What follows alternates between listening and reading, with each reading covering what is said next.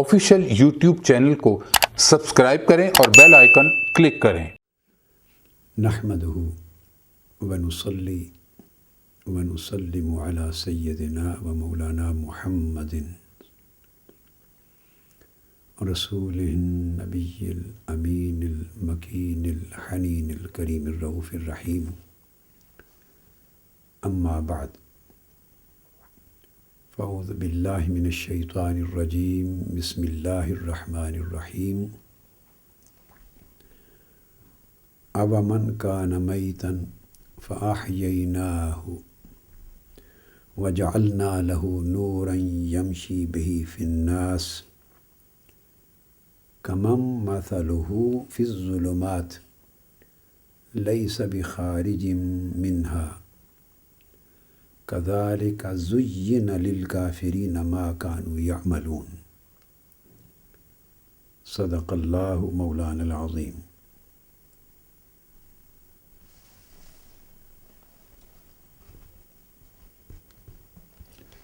معزز حاضرین اور سامعین و ناظرین، الحمدللہ تعالی اللہ جل مجدہ کی توفیق سے آج ہم مقام رسالت اور حدیث و سنت کی حجیت کے موضوع پر اپنی سلسلہ وار گفتگو میں حواس کی بحث کو اور عقل کی بحث کو ختم کرنے کے بعد روحانی لطائف خمسہ کی گفتگو کے ذیل میں لطیفہ قلب، لطیفہ روح، لطیفہ سر اور لطیفہ خفی، ان چار لطائف پر گفتگو کرنا چاہتے ہیں، اس لیے کہ اس سے پچھلی گفتگو میں ہم لطیفہ نفس پر تفصیل سے روشنی ڈال چکے ہیں، اور میں نے عرض کیا تھا کہ جس طرح اللہ جل مجدہ نے انسانی جسم میں حواس خمسہ کو علم کے 5 ذرائع کے طور پر اور علم کا بنیادی خام مواد عقل تک پہنچانے کے لیے بیسک سورسز کے طور پہ مقرر فرمایا ہے، اسی طرح انسانی زندگی میں علم جو عقل کے اندر جا کے تشکیل پذیر ہوتا ہے، یعنی وہ ادراک اور پرسیپشن جو 5 حواس کے ذریعے انسان کی عقل تک پہنچتا ہے، وہ ایک باہمی تنظیمی عمل سے گزر کر اور باہمی اشتراک و نظم کے عمل سے گزر کر علم میں جا کر متشکل ہوتا ہے، یعنی علم کی شکل اور صورت اختیار کرتا ہے۔ مگر عقل سے وجود میں آنے والا، عقل کے ذریعے وجود میں آنے والا علم بھی خواہ وہ کتنا گہرا، کتنا بلند اور کتنا وسیع و عریض کیوں نہ ہو، اس کا تمام تر انحصار حواس خمسہ ہی کی قوت ادراک پر ہے۔ تو جہاں عقل کے تمام حدود اور عقل کی تمام استعدادیں اور عقل کی تمام وسعتیں ختم ہو جاتی ہیں علم کے باب میں، تو اس کے بعد 5 ذرائع انسان کے باطن میں بھی جو اللہ رب العزت نے اسی طرح رکھے ہیں جو ظاہر میں ہیں، پھر ان کا عمل، ان کو میں نے لطائف خمسہ کا نام دیا تھا۔ اب یہ جو لطائف خمسہ ہیں، میں نے پچھلی گفتگو میں چند نشستوں کے اندر یہ واضح کیا تھا کہ وہ ان میں سے ایک لطیفہ نفس ہے، ایک لطیفہ قلب ہے، ایک لطیفہ روح ہے، ایک لطیفہ سر اور ایک لطیفہ خفی۔ ہر چند کے انہیں لطائف سبع تک بھی عرفاء و محققین نے بیان کیا ہے۔ تو وہ پھر جوہر عقل کو ایک لطیفہ کے طور پہ لے لیتے ہیں، اور ادھر خفی کے بعد اخفا کو ایک الگ لطیفہ کے طور پہ لے لیتے ہیں، مگر ان تمام اطراف کو یکجا کر کے جو سالڈ کانسیپٹ اور زیادہ پاپولر کانسیپٹ عرفاء اور محققین کے ہاں وہ یہ ہے کہ 7 کو بھی 5 میں ضم کیا جائے تو یہ بات زیادہ سائنٹیفک، زیادہ آرگنائزڈ اور زیادہ انڈرسٹینڈیبل بنتی ہے۔ سو میں نے لطائف خمسہ کو پھر اس اصطلاح کو منتخب کیا۔ اس باب میں جو لطیفہ اولا ہے، پہلا لطیفہ، وہ نفس کا تھا۔ نفس پر ہم بڑی تفصیل سے گفتگو مثالوں کے ساتھ کر چکے، لہٰذا آج ہم دوسرے لطیفہ سے اپنی بات شروع کر رہے ہیں، اور بقیہ چاروں لطائف اختصار کے ساتھ آج کی نشست میں انشاءاللہ تعالی مکمل کریں گے۔ تو گویا دوسرا لطیفہ لطائف باطنی میں انسان کا قلب ہے۔ اب میں ابتداً چاروں لطائف کی بات اختصار کے ساتھ پہلے کر لوں تاکہ ان کی گریڈیشن، ان کی کلاسیفیکیشن، ان کی تقسیم، ان کے مدارج آسانی سے ہمیں سمجھ میں آ جائیں۔ جسٹ تعارف کی حد تک اگر ان میں زیادہ تفصیل میں جائیں تو عامت الناس کو سمجھنے میں مشکل پیش آئے گی، لہٰذا اس مقام پہ میں اختصار سے کام لوں گا، اور بعد ازاں اسی بحث کے ریفرنسز پھر قرآن مجید سے میں آپ کے سامنے پیش کر دوں گا۔ قرآن مجید کی ابھی جو آیہ کریمہ میں نے تلاوت کی، یہ سورہ انعام کی آیت ہے۔ اس میں اللہ تبارک و تعالیٰ نے لطیفہ قلب کی بات کرتے ہوئے دل کے 2 درجے، یا یوں سمجھ لیجئے کہ دل کی 2 قسمیں اللہ تبارک و تعالیٰ نے بیان کی۔ ایک قلب میت اور ایک قلب حی۔ تو یہ دل کے باب میں پہلے 2 درجے یا دل کی 2 قسمیں آ گئیں۔ قلب میت مردہ دل ہے، یعنی ڈیڈ ہارٹ ہے، اور قلب حی یہ زندہ دل ہے، آپ اس کو لیونگ ہارٹ کہیں گے۔ اب قرآن مجید میں سورہ انعام میں صراحت کے ساتھ اس امر کی طرف اشارہ کیا گیا، فرمایا فَأَحْيَيْنَاهُ وَجَعَلْنَا لَهُ نُورًا يَمْشِي بِهِ فِي النَّاسِ۔ تو اس آیت کریمہ کے اتنے حصے میں 4 مرتبے بیان کیے گئے۔ ہماری گفتگو کے اس پہلے حصے کا تعلق اس کے مرتبہ اولا سے، یعنی پہلے مرتبے فرسٹ گریڈ کے ساتھ ہے، دل مردہ کی بات۔ فرمایا اومن کان میتن، اس پوری آیت میں ایک تمثیل دی گئی ہے در حقیقت کہ کیا وہ شخص جس کی یہ حالت تھی اور اب یہ حالت ہے، اس کو اور اس دوسرے شخص کو جس کا ذکر آگے آ رہا ہے ایک جیسا تصور کر لیا جائے؟ کیا یہ دونوں شخص ایک جیسے ہو سکتے ہیں؟ تو قرآن مجید نے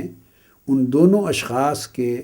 احوال، روحانی احوال بیان کر کے ان کے ایک جیسے ہونے کی قطعی طور پہ نفی کر دی ہے، اس تصور کو رد کر دیا ہے۔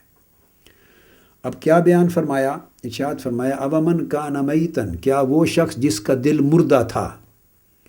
یاد رکھیے کہ اس سے مراد وہ شخص مردہ نہیں ہے جس کی ڈیتھ ہو گئی اور قبر میں چلا گیا، وہ مراد نہیں ہے۔ اس سے مراد وہ لوگ ہیں جو دل مردہ رکھتے تھے، ایمان سے محرومی کے باعث ان کے دل مردہ تھے، چونکہ ایمان سے دل کو حیات ملتی ہے۔ کفر کے باعث وہ قلب میت کے حامل تھے، مردہ دل تھے۔ گمراہی اور ضلالت کے باعث ان کے دل مردہ تھے۔ حق کی معرفت میں غفلت کے باعث اور حق سے منہ موڑ لینے کے باعث اور شرک، کفر، گمراہی اور ضلالتوں کے اندھیروں میں بھٹکنے کے باعث ان کے دل چونکہ ایمان کے نور سے محروم تھے، سو حیات سے، زندگی سے محروم تھے۔ تو اس کو فرمایا اومن کان میتن، بس وہ شخص جو مردہ تھا، یعنی مردہ دل تھا، محرومی ایمان کے باعث اور کفر کے غلبے کی وجہ سے، جس کا دل مردہ تھا، پھر کیا ہوا؟ فَأَحْيَيْنَاهُ، ہم نے اسے ایمان کی دولت سے نوازا، اسے ہدایت کی دولت سے نوازا، اور اس دولت کے باعث ہم نے اس کے دل کو زندہ کر دیا۔ اب وہ زندہ دل ہو گیا، جیسے وہ بیشتر صحابہ کرام جو قبول اسلام سے پہلے حالت کفر میں تھے یا حالت شرک میں تھے اور گمراہی اور ضلالت کی حالت میں تھے، تو مردہ دل تھے۔ اب جب وہ دولت ایمان سے اور دولت اسلام سے بہرہ یاب ہوئے تو فَأَحْيَيْنَاهُ اس میں آ گئے۔ اسی طرح بہت سے اولیاء کرام جو کفر سے تائب ہو کر دائرہ اسلام میں داخل ہوئے، اور اس طرح بہت سے اہل اسلام اور اہل ایمان جو کفر سے تائب ہو کر اسلام میں داخل ہوتے اور ایمان کو قبول کرتے ہیں، وہ سارے اپنے اپنے درجے، رتبے اور منزل کے مطابق اس آیت کے مصداق ہوتے چلے جائیں گے، اور قیامت تک جو کفر سے، گمراہی سے، شرک سے، ضلالت سے، غفلت سے نکل کر تائب ہو کر اسلام اور ایمان کے منزلوں میں داخل ہوتا چلا جائے گا، وہ اس آیت کا مصداق بنتا چلا جائے گا۔ تو فرمایا سو وہ شخص جس کا دل مردہ تھا اور ہم نے ایمان کی دولت سے اسے نواز کر زندہ دل کر دیا، اور پھر آگے زندہ دل ہونے کے بعد 2 درجے آگے بیان کیے ہیں، زندہ کر دیا ایمان کے باعث، اور پھر فرمایا وَجَعَلْنَا لَهُ نُورًا، اور پھر ہم نے اس کے لیے نور مقدر کر دیا، ہم نے اس کو نور عطا کر دیا، یعنی صرف دل اس کا زندہ ہی نہیں کیا بلکہ پھر ہدایت پر ہدایت عطا کی، ایمان پر ایمان کے اعلیٰ درجے عطا کیے، اس کی ہدایت میں اور معرفت حق کا اضافہ کیا، اطاعت کا اضافہ کیا، اللہ کی اطاعت اور بندگی کے ساتھ، تقوی کے ساتھ، پرہیزگاری کے ساتھ، اللہ اور اس کے رسول کی محبت کے ساتھ، رسول کی اتباع کے ساتھ اور معرفت کے ساتھ، جوں جوں اس کے درجے ایمان میں بلند ہوتے چلے گئے اور وہ ایمان سے احسان اور ایقان کی منزلوں تک بڑھتا چلا گیا، تو اس کے دل میں نور کی حالت بڑھتی چلی گئی۔ تو جیسے جیسے اس کے دل میں نور بڑھتا گیا تو اس کے دل کی معرفت بڑھی، اور اسی طرح اس کے دل میں علم کے، معرفت کے، ادراک کے جو چشمے تھے، بند چشمے تھے، وہ کھلتے چلے گئے اور اس میں وسعت آتی چلی گئی۔ تو فرمایا اومن کان میتن، وہ مردہ دل تھا، فَأَحْيَيْنَاهُ ہم نے اس کے دل کو زندہ کر دیا، وہ زندہ ہو گیا، وَجَعَلْنَا لَهُ نُورًا، اور پھر ہم نے اس کے زندہ دل کو نور سے بھر دیا، نور سے معمور کر دیا، تو اب اس کا دل نور ہو گیا۔ سورہ نور میں بھی اسی طرح آگے چل کے ذکر آیا ہے، جب اللہ رب العزت نے فرمایا اللہ نور السماوات والارض مثل نورہ کمشکات فیہا مصباح المصباح فی الزجاجہ الزجاجۃ کأنہا کوکب دری۔ تو اللہ تعالیٰ نے اپنے نور کی مثال جو دی ہے مصباح کے ساتھ اور مشکات کے ساتھ، پھر مشکات جو ہے سیدنا عبداللہ ابن عباس رضی اللہ تعالیٰ عنہ فرماتے ہیں کہ وہ مرد مومن کا سینہ ہے، اور اس کو مشکات اس وجہ سے بھی کہا ہے کہ یہ جو سینہ ہے، اگر آپ اس کے فزیکل سٹرکچر پہ غور کریں تو یہاں جو 2 ہنسلی کی ہڈیاں آ کے ملتی ہیں، تو پھر یہ اس شیپ میں یہ سینہ ایک محراب کی شکل بن جاتا ہے، طاق دان کی شکل بن جاتا ہے، محراب کی شکل۔ وہ جو پسلیوں کی ہڈیاں ہیں، اوپر ہنسلی کی جگہ پہ وہ ان کی گولائی چھوٹی ہوتی ہے، اس طرح چھوٹی گولائی ہوتی ہے، پھر وہ جوں اگلی پسلی آتی ہے وہ اس کا سائز بڑھتا چلا جاتا ہے، اس کی اگلی پسلی کا سائز اور بڑھتا چلا جاتا ہے۔ تو سینے کی یہ ساری ہڈیاں، پسلی کی ہڈیاں، یہ پھر سائز بڑھتے بڑھتے یہاں تک جب پیٹ کی ابتدا سے اوپر جب آ کے سینے کی ہڈیاں ختم ہوتی ہیں تو بگسٹ آپ سمجھ لیں سائز میں جو لارجسٹ اور بگیسٹ پسلی ہوتی ہے وہ آخری ہوتی ہے،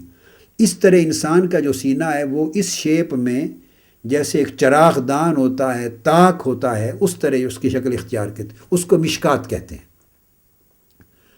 تو گویا اللہ تبارک و تعالیٰ نے اللہ کے نور کو اس چراغ دان اور مشکات کی تمثیل دے کر فرمایا فیہا مصباح،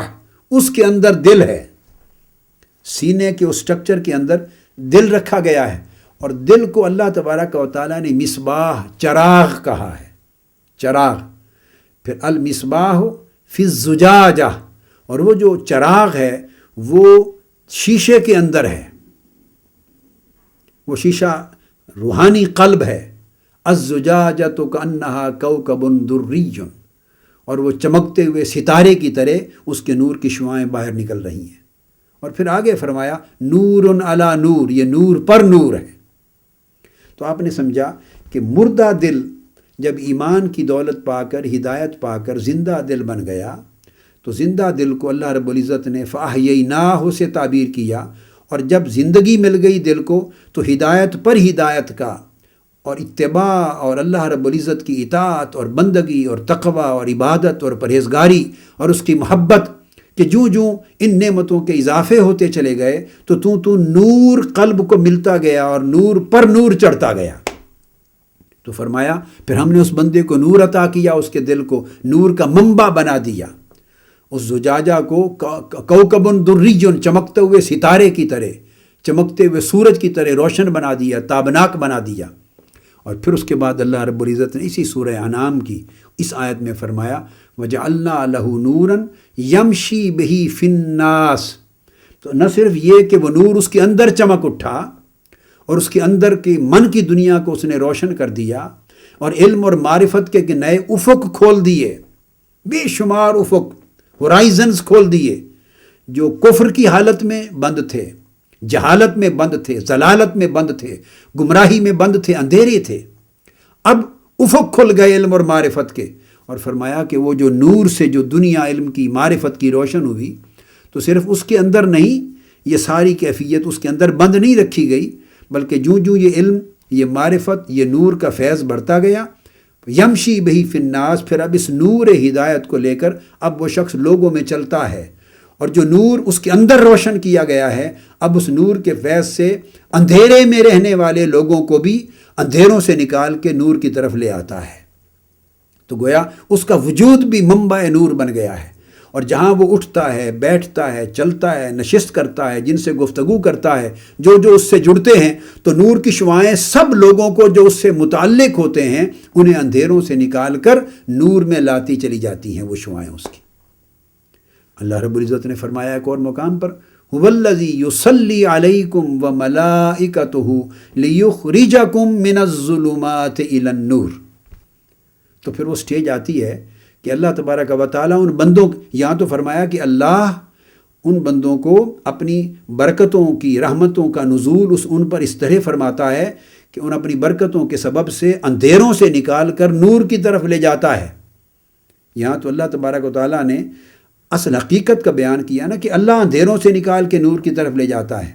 مگر سورہ انعام میں وہ حقیقت رونما کیسے ہوتی ہے، عمل پذیر کیسے ہوتی ہے، اس حقیقت کا پروسیس، پریکٹیکل پروسیس، پروسیجر کیا ہوتا ہے، یہاں پروسیجر بیان کیا گیا کہ وہ اندھیروں سے نکال کے نور کی طرف لے جانا اللہ بندوں کو بندوں کے ذریعے یہ فیض عطا کرتا ہے، اندھیروں میں رہنے والے بندوں کو نور کا منبع بن جانے والے بندوں کے واسطے اور وسیلے سے روشنیوں پر گامزن کرتا ہے۔ یہاں وہ پروسیس ہے۔ فرمایا وَجَعَلْنَا لَهُ نُورًا، اس بندے کے قلب میں ہم نے نور رکھ دیا، اس کے لیے نور مقرر کر دیا، اس کے باطن میں نور کا چراغ روشن کر دیا، اور اس کا باطن نور سے معمور ہو گیا۔ اور پھر وَيَمْشِي بِهِ فِي النَّاسِ، اور اب وہ یہ نور لے کر اب لوگوں میں چلتا ہے اور لوگوں میں مصروف ہوتا ہے اور لوگوں میں اٹھتا بیٹھتا ہے تاکہ نور کا یہ فیض لوگوں میں بھی تقسیم کرے۔ تو گویا اس طرح دل مردہ تھا، اور اللہ کی ہدایت کے ذریعے جب وہ لیونگ ہارٹ بنا تو لیونگ ہارٹ کے ساتھ انلائٹنڈ ہارٹ ہو گیا، وہ ایلومینیٹ ہو گیا، اور نہ صرف ایلومینیٹ ہوا، ایلیمینیٹنگ ہو گیا، پھر وہ آگے روشن کرنے والا دل بن گیا، منور ہوا، اور منور کے بعد منور ہو گیا، اب وہ لوگوں کو روشنی دے رہا ہے۔ اسی سورہ انعام میں اسی رکوع میں آگے چل کر اللہ تبارک و تعالیٰ نے یہ بھی فرمایا، اور ایک اور مقام پر بھی ارشاد فرمایا گیا، دوسرے مقام پر فرمایا افمن شرح اللہ صدرہ للاسلام فہو علی نور من ربہ، کہ جس شخص کا سینہ ہم اسلام کے لیے کھول دیتے ہیں۔ اب یہاں سینے کو کھول دینا، اس سے مراد بھی دل کا انشراح قلب ہے۔ انشراح صدر ہی دراصل انشراح قلب ہے، جیسے آقا علیہ الصلوۃ والسلام کے لیے فرمایا الم نشرح لک صدرک، کیا ہم نے آپ کے لیے آپ کا سینہ اطہر کھول نہیں دیا؟ تو یہ جو انشراح صدر ہے یہ دراصل دل کا کھل جانا ہے، دل ہی کا انفتاح ہے، دل کا ہدایت کے نور کے ساتھ کھلتا چلا جانا ہے اور منبع نور بن جانا ہے۔ تو فرمایا جس پر ہم افمن شرح اللہ صدرہ للاسلام، جس کے سینے کو ہم اسلام کے لیے کھول دیتے ہیں، اللہ تعالیٰ جس کے سینے کو اسلام کے لیے کھول دیتا ہے، فہو علی نور من ربہ، وہ اپنے رب کی طرف سے نور پر گامزن ہو جاتا ہے، نور پر فائز ہو جاتا ہے۔ تو گویا مردہ دل تک اندھیری تھی، رات اندھیری رات تھی، مردہ دل ایک اندھیرے کوٹھے کی طرح تھا، اس میں اندر اندھیرا تھا، ظلمت تھی۔ اس کے بعد جب وہ لیونگ ہارٹ بن گیا، زندہ دل ہوا، تو اس میں نور آ گیا، وہ دل روشن ہو گیا، اور نہ صرف روشن و منور ہوا بلکہ جو نور بڑھا پھر وہ منور ہو گیا، یعنی دوسرے دلوں کو بھی نور کا فیض دینے والا بن گیا، اور دوسرے دلوں کی تاریکی کو بھی دور کر کے انہیں روشنی عطا کرنے والا بن گیا۔ تو یہ جو دل مردہ ہے یہ دل کافر بھی تھا اور دل غافل بھی ہے۔ غافل کے دل کا بھی یہی حال ہے۔ قرآن مجید نے ایک جگہ فرمایا وَلَا تُطِعْ مَنْ أَغْفَلْنَا قَلْبَهُ عَنْ ذِكْرِنَا، اے بندے ان لوگوں کی پیروی نہ کر، ان لوگوں کے پیچھے نہ چل، ان لوگوں کی تلاش نہ کر، ان لوگوں کا دامن نہ تھام، ان لوگوں کی تلاش نہ کر، ان لوگوں کی مجلس نہ بیٹھ، ان لوگوں کی صحبت میں نہ بیٹھ۔ کون لوگ؟ وَلَا تُطِعْ مَنْ أَغْفَلْنَا قَلْبَهُ عَنْ ذِكْرِنَا، جن کے دلوں کو ہم نے اپنے ذکر سے غافل کر دیا ہے۔ تو جن کے دل اللہ کے ذکر سے غافل ہو گئے وہ دل مردہ ہو گئے، اور جو دل مردہ ہوئے وہ ڈیفینیٹلی تاریک ہو گئے۔ تو قرآن مجید نے اس پروسیس کو جوڑا ہے۔ اگر دل غافل ہے ذکر الہی سے تو وہ دل مردہ ہے۔ غافل دل کی تعریف ہے مردہ ہونا۔ اللہ کے ذکر سے غافل دل وہی دل مردہ ہے، اور جو دل مردہ ہے وہ دل تاریک ہے، وہ ظلمت کدا ہے۔ تو فرمایا اللہ تعالیٰ نے کہ جن کے دل کو ہم نے اپنے ذکر سے غافل کر دیا، یعنی جن کے دل غافل ہیں اللہ کے ذکر سے، وَلَا تُطِعْ، ان کے پیچھے نہ چل۔ اب جہاں یہ بات، اس میں دو باتیں واضح ہو گئیں کہ ایک تو ایسے دل اللہ رب العزت نے یعنی دل کو یہ مرتبہ دیا ہے، اور یہ دل کی شان ہے، اور یہ دل کا حال ہے، اور یہ دل کی کیفیت ہے، یہ دل کا فنکشن ہے۔ صاف ظاہر ہے یہ وہ فزیکل قلب نہیں ہوگا جس کا ذکر میں نے پہلے کیا کہ جو پیلپیٹیٹ کرتا ہے اور جو بلڈ کو پیوریفائی کرتا ہے اور سرکولیشن آف بلڈ کا ذمہ دار ہے، وہ فزیکل آرگن وہ نہیں، یہ اس دل میں دل ہے۔ یہ وہ مرد، اس کی تفصیل میں پہلے اپنی گفتگو میں ایک نشست میں کر چکا ہوں، بیان کر چکا ہوں۔ لہٰذا تو دل کی یہ شان ہے کہ بعض دل غافل ہو جاتے ہیں اللہ کے ذکر سے۔ سو جو دل اللہ کے ذکر سے غافل ہو گئے وہی مردہ ہوئے۔ اور دوسری بات یہ فرمائی کہ جن کے دل غافل ہیں اللہ کے ذکر سے، اے لوگوں ان کی پیروی نہ کرو، ان کے پیچھے پیچھے نہ پھرو۔ کیوں؟ کہ ان سے تمہیں کچھ نہیں ملے گا سوائے غفلت کے۔ اب اس آیت کریمہ سے مفہوم مخالف کے طور پر یہ بات انڈائریکٹلی اسٹیبلش ہو گئی۔ اس آیت نے دلالتاً اور اقتضاءً، اشارتاً بھی، دلالتاً بھی، اقتضاءً بھی، تینوں طریق پر اس آیت نے یہ بات بھی سمجھا دی کہ جب غافل دل والے شخص کے پیچھے پھرنے سے اللہ نے منع کر دیا تو کیا مطلب ہوا کہ جو دل ذاکر ہے اس کے پیچھے پھرا کرو، جن لوگوں کے دل ذاکر ہیں، جو اللہ کے ذکر سے غافل نہیں بلکہ ذاکر و شاغل ہیں، اللہ کے ذکر میں مشغول ہیں، تو جب غافل دل کے پیچھے مت جاؤ، یہ حکم آیا تو مطلب ہوا کہ اس کے برعکس ذاکر دل کے پیچھے جاؤ۔ جن کے دل اللہ رب العزت نے اپنے ذکر میں شاغل کر دیے ہیں، ان کی صحبت بھی اختیار کرو، ان کی تلاش بھی کرو، ان کی مجلس میں بھی بیٹھو، ان کے حضور بھی جاؤ، ان کی پیروی بھی کرو، کیونکہ ان سے پھر اللہ کے ذکر کی خیرات ملے گی، ان سے اللہ کی یاد ملے گی۔ یہ کہ دوست سے دوست کی خوشبو آتی ہے۔ جن کے دل اللہ کے ذکر میں شاغل ہو گئے وہ اللہ کے دوست ہو گئے، ان کے دل ہمہ وقت اللہ کے ذکر میں مشغول ہیں، مصروف ہیں، اور اللہ کی یاد میں منہمک ہیں، محو ہیں، غرق ہیں، فنا ہیں۔ تو جو لوگ اللہ کی یاد میں فنا ہو گئے ہیں، تو جب ان کی صحبت میں بیٹھو گے تو ان سے دوست کی بو آتی ہے۔ لہٰذا ان اہل ذکر کی مجلس میں جاؤ گے تو تمہیں ذکر کی خیرات ملے گی، فیض ملے گا، رہنمائی ملے گی، نور ملے گا، اللہ کی قربت ملے گی۔ اب اسی آیت سے تھوڑا پہلے پچھلی آیت میں اللہ تبارک و تعالیٰ نے یہ راز بھی واضح فرما دیا، جب فرمایا وَلَا تُطِعْ مَنْ أَغْفَلْنَا قَلْبَهُ عَنْ ذِكْرِنَا، کہ جن کے دل اللہ کے ذکر سے غافل ہو گئے ہیں ان کی اطاعت، ان کی پیروی نہ کرو، ان کے پیچھے نہ پھرا کرو۔ تو اس سے پہلے آیت میں حکم دے دیا وَاصْبِرْ نَفْسَكَ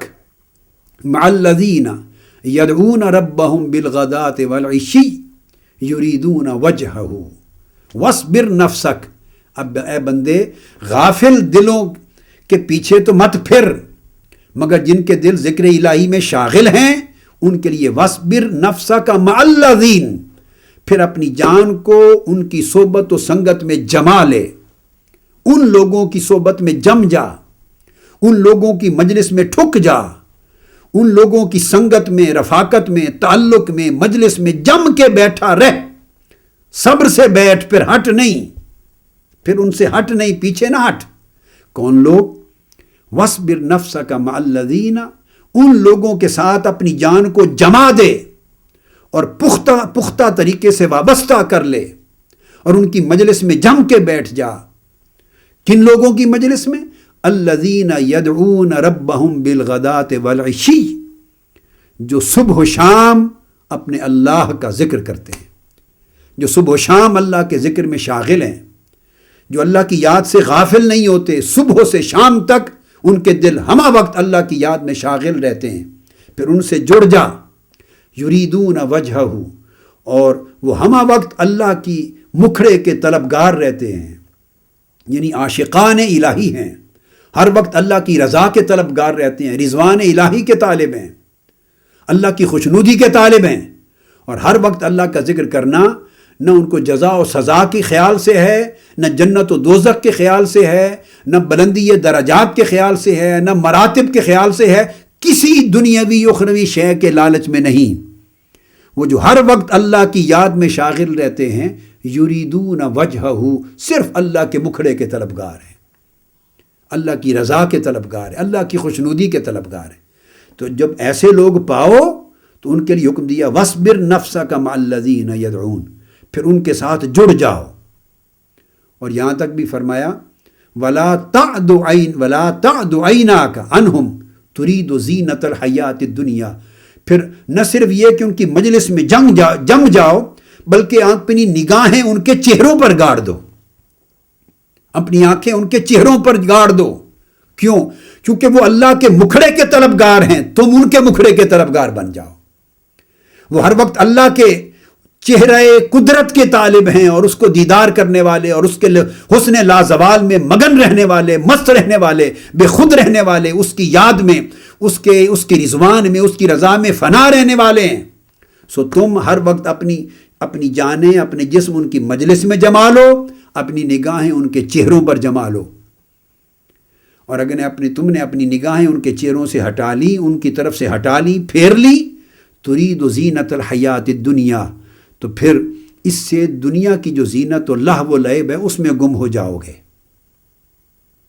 ان کے چہروں سے نگاہیں نہ ہٹا، ان کی طرف سے اپنی نگاہیں نہ پھیر، کہ ان کی طرف سے نگاہیں پھیرنا اس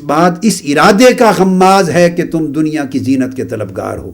تو گویا ان کی طرف جمے رہو گے تو دنیاوی لہو و لعب سے بچ کر یاد الہی کی مشغولیت نصیب ہو جائے گی، اور نگاہیں ان سے ہٹا لو گے تو دنیا کے لہو و لعب میں کھو جاؤ گے۔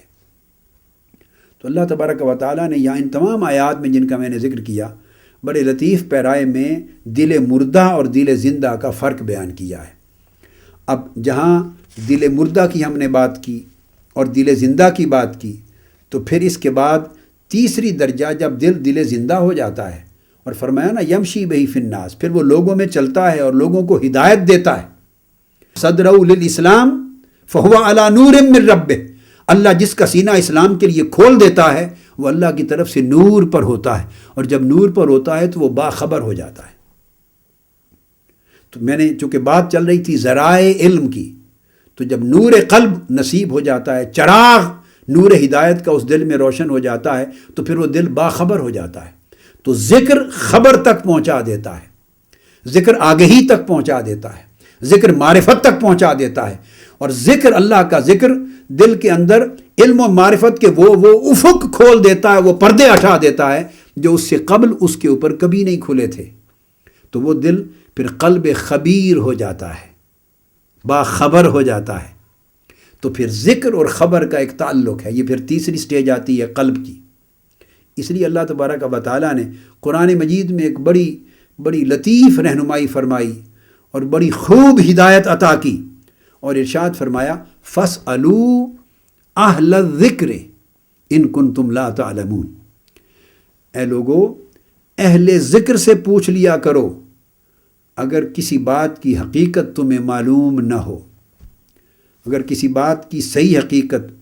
کسی بات تک، اس کی تہ تک، اس کی حقیقت تک، اس کی معرفت تک اگر تمہیں رسائی نہ ہو اور تمہیں کامل علم نہ ہو، تو پھر کیا کرو؟ یہاں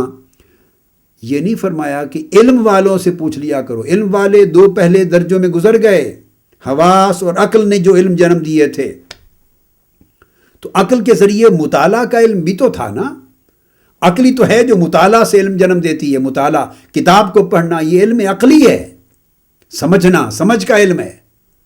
یہ باطنی سوتے کا اور باطنی چشمے کا علم نہیں ہے، کل کتابی علم وہ سارا عقل کا پیدا کرتا ہے، فہم کا، سمجھ کا، مطالعہ کا، تو اس کو صاحبان علم کہتے ہیں۔ یہاں ارشاد فرمایا فَاسْأَلُوا أَهْلَ الذِّكْرِ، اہل ذکر سے پوچھا کرو، نہیں فرمایا فَاسْأَلُوا أَهْلَ الْعِلْمِ، یہاں پر نہیں فرمایا۔ بہت سے مقامات ہیں، علم کی بڑی بلندی ہے، بڑا درجہ ہے، بڑا رتبہ ہے، بڑی عظمت ہے، بڑی رفعت ہے، وہ سینکڑوں مقامات ہیں، مگر میں خاص اس جگہ پر جو اللہ تبارک و تعالیٰ کی خصوصی ہدایت کی نشاندہی کر رہا ہوں، فرمایا فَاسْأَلُوا أَهْلَ الذِّكْرِ، اہل ذکر سے پوچھا کرو، ان کنتم لا تعلمون، اگر تمہیں علم نہ ہو۔ تو یہاں ایک بات کی رہنمائی ملی، وہ یہ ان کنتم لا تعلمون، اگر علم جواب دے جائے، علم تمہیں نہ ہو کسی چیز کا، تو جہاں علم کی نفی ہو گئی، تو فرمایا جہاں علم کی نفی ہو جائے تو پھر اس کو ہدایت کے نور سے بدلنے کے لیے فَاسْأَلُوا أَهْلَ الذِّكْرِ، پھر اہل ذکر کے پاس جایا کرو، چونکہ ذکر سے بھی ایک علم ملتا ہے، یہ کوئی ٹکراؤ نہیں ہے، ذکر اور علم میں ٹکراؤ نہیں، مگر فرق درجات ہے، فرق مراتب ہے، کہ علم جہاں تک رسائی نہیں پاتا وہاں سے آگے ذکر انسان کی رہنمائی کرتا ہے، چونکہ ذکر سے بھی ایک نور پیدا ہوتا ہے، اس نور سے شرح صدر ہوتا ہے، اس شرح صدر سے علم اور معرفت کے نئے افق کھلتے ہیں۔ تو فرمایا فَاسْأَلُوا أَهْلَ الذِّكْرِ، پھر اہل ذکر کے پاس جایا کرو، کیونکہ ذکر والوں سے جو نصیب ہوتا ہے، اور ذکر یاد کو کہتے ہیں، ذکر یاد کو کہتے ہیں۔ علم کی خوبی یہ ہے کہ علم میں نسیان ہو سکتا ہے، علم رکھنے والا بھول سکتا ہے، مگر جب علم کی جگہ ذکر لے لے اور علم اتنا راسخ ہو جائے، اتنا ہدایت یافتہ ہو جائے، اتنا بلند رتبہ ہو جائے کہ وہ درجہ ذکر کو پہنچ جائے علم، تو ذکر کہتے ہیں یاد کو۔ تو جب ذکر آ جاتا ہے تو وہ بھول نہیں ہوتی، اس لیے کہ ذکر کا تو معنی ہی یاد ہے، اور اگر بھول گیا تو ذکر نہ رہا۔ ذکر تو ہوتا ہی تب ہے جب بھول چلی جاتی ہے، بھولنا، پھسلنا، غلطی کرنا، بہکنا، گمراہ ہونا، یہ پھر سٹیجز ہیں، گریوٹی بڑھتی چلی جاتی ہے۔ تو علم کے دنیا میں تھے تو سب کچھ پاسبل تھا، نسیان بھی تھا، غلطی بھی تھی، بہکاوا بھی تھا، بھٹکاوا بھی تھا، گمراہی بھی تھی، ضلالت بھی تھی۔ بڑے بڑے صاحبان علم بڑی بڑی ٹھوکریں کھا گئے اور اتنے برے درجے کی گمراہی کر گئے کہ کفر کی دلدل میں جا پھنسے۔ تو علم انسان کو ہدایت کی ضمانت نہیں دیتا، ذکر اور اہل ذکر دیتے ہیں۔ اس لیے اللہ رب العزت نے فرمایا کہ سورہ فاتحہ میں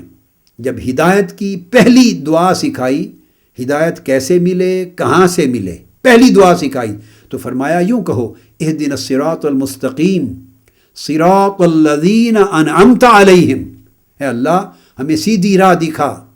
ہدایت دے صراط مستقیم کی۔ اور صراط مستقیم کون سی ہے؟ نہیں فرمایا کہ علم یا اہل علم کی راہ ہے، یہ نہیں کہا، علم یا اہل علم کی راہ نہیں کہا۔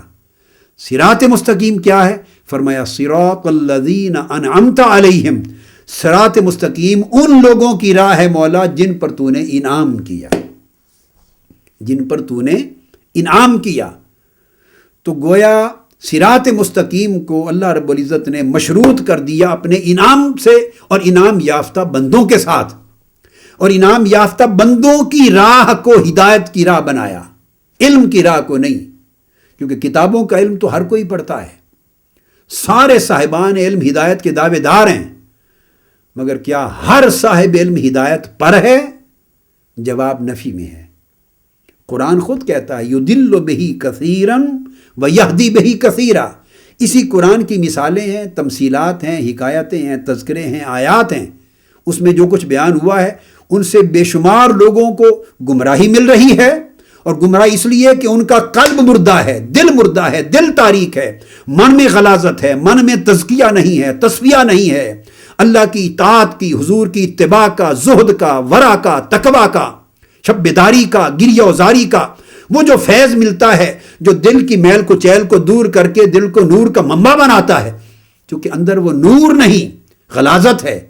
تو پھر جب غلاظت والے دل سے قرآن کی آیتیں بھی پڑھتے ہیں تو اپنے من کی غلاظت کی وجہ سے انسان غلاظت اس کو ضلالت کی طرف لے جاتی، گمراہی کی طرف لے جاتی۔ وَيَهْدِي بِهِ كَثِيرًا، یہی قرآن کی آیتیں ہیں بہت سے لوگوں کو ہدایت عطا کرتی۔ تو قرآن کا جو علم عطا ہو رہا ہے اس کی مثال تو بارش کی سی ہے، موسلادھار بارش ہے، ساری زمینوں پر یکساں برس رہی ہے بارش، مگر کیا ہر زمین سے پھول اگ رہے ہیں؟ کیا ہر زمین سے پھل اگ رہے ہیں؟ کیا ہر زمین سیرابی، ہریالی، شادابی دے رہی ہے؟ نہیں۔ ہاں، جس زمین کو مالی نے خوبصورت طریقے سے اس کی گوڈی کر کے، اس پر کام محنت کر کے اس کو شاندار بنا دیا تھا، بیج بو دیے تھے، سواب بارش تو گر رہی ہے، قرآن کی آیات کی، علم کی، فیضان کی، وحی کی بارش گر رہی ہے، مگر دلوں کی زمین کس حال میں ہے؟ جن کے دلوں کی زمین کے اندر غلاظت ہے۔ تو ایسی جگہیں بھی ہیں جہاں غلاظت کے ڈھیر ہیں، سارے محلے کے لوگ غلاظت پھینک دیتے ہیں، شہر کے لوگ دور جا کر غلاظت پھینک آتے ہیں۔ باہر کی دنیا میں تو ایسا نہیں کرتے، مگر باہر صورت پاکستان، انڈیا اور بنگلہ دیش تو اس کے نمایاں مثالیں ہیں نا، وہاں تو ڈھیر آپ کو جگہ جگہ ہر گلی کے موڑ پر ملیں گے۔ اور اب تو کارپوریشنیں سیاست میں لگ گئیں تو اب تو ہر جگہ غلاظت ہی غلاظت ہوتی ہے، تو ڈھیر ملیں گے غلاظت کے۔ تو جہاں زمین پر غلاظت تھی بارش وہاں بھی برسی، جہاں زمین پر مالی نے اس کو خوب کام کر کے اور اس کے اندر بیج، پھلوں کے، پھولوں کے، خوبصورت ہریالی کے بو رکھے تھے، وہاں بھی وہی بارش برسی، ایک ہی بارش برسی بیک وقت۔ غلاظت والی زمین سے تعفن پھوٹ پڑا، وہاں ہیضے کی وبا پھوٹ گئی، طاعون پھوٹا، بیماریاں پھوٹیں، انفیکشنز پھوٹی اور ہلاکتیں پھوٹیں، اور اتنا بدبودار ماحول ہو گیا کہ لوگ قریب نہیں گزر سکتے۔ اور جہاں زمین میں بیج تھے ہریالی کے تو وہ زمین ہری بھری ہو گئی، کئی زمین شاداب ہو گئی، سرسبز ہو گئی، کئی زمین پھولوں بھری ہو گئی، کئی زمین پھلوں بھری ہو گئی۔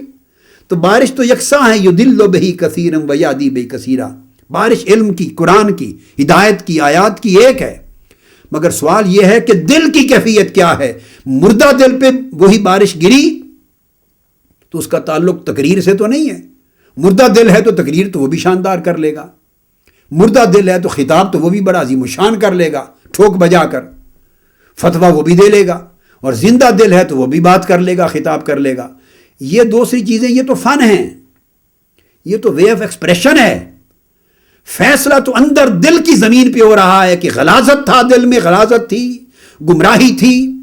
اللہ کے ساتھ اطاعت اور بندگی کا نور تھا یا نہ تھا، اور تعلق نسبت محمدی تھا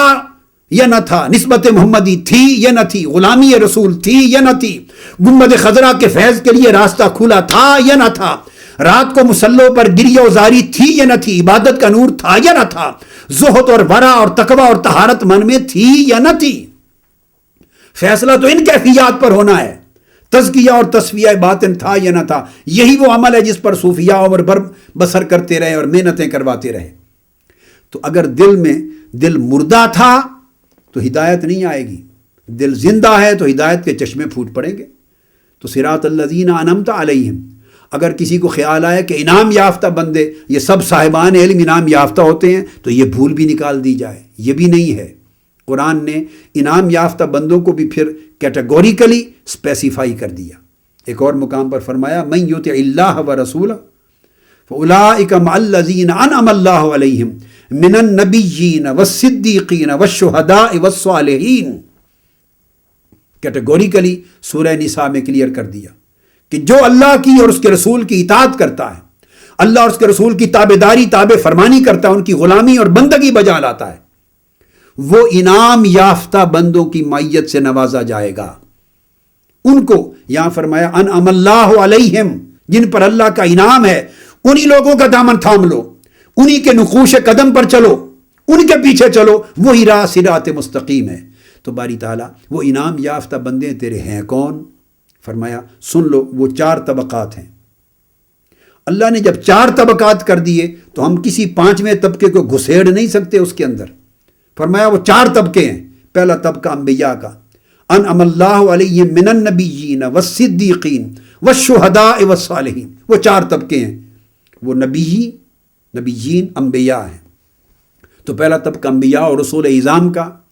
دوسرا صدیقین کا، وہ لوگ جو اہل صدق ہیں، وہ اولیاء کاملین ہیں، وہ صحابہ کرام، خلفائے راشدین، اہل بیت اطہار، ائمہ اطہار،